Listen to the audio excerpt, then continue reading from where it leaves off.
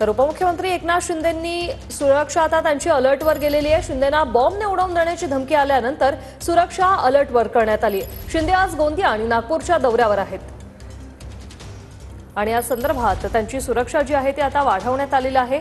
सतर्कपणा जो आहे तो अधिक दाखवण्यात आलेला आहे। उपमुख्यमंत्री एकनाथ शिंदे यांना जीवे मारण्याची धमकी आल्यानंतर आता या ठिकाणी अलर्ट मोडवर आहे। आज एकनाथ शिंदे हे विदर्भ दौऱ्यावर आहे। नागपूर शहरामध्ये त्यांचा एक मेळावा आहे, ग्रामीणमध्ये एक कार्यक्रम आहे। त्या पार्श्वभूमीवर आपण ही दृश्य या ठिकाणी बघू शकतो। सध्या ते देवगिरी बंगल्यावर या ठिकाणी मुक्कामाने होते आणि इथली सुरक्षा यंत्रणा जी आहे ती अलर्टवर ठेवण्यात आलेली आहे।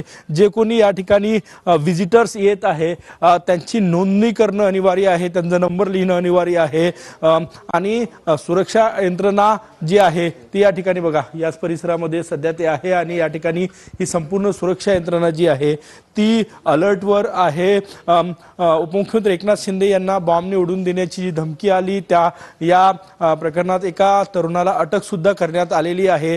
त्या पार्श्वभूमीवर ही संपूर्ण सुरक्षा यंत्रणा जी आहे ती अलर्टवर आहे आणि आता थेट सुरक्षा अधिकाऱ्यांशी चर्चा केल्याशिवाय कुणालाही आत भेटायला जाऊ दिलं जात नाही। बघा याच ठिकाणी याच परिसरात सध्या एकनाथ शिंदे मुक्कामाना आहे।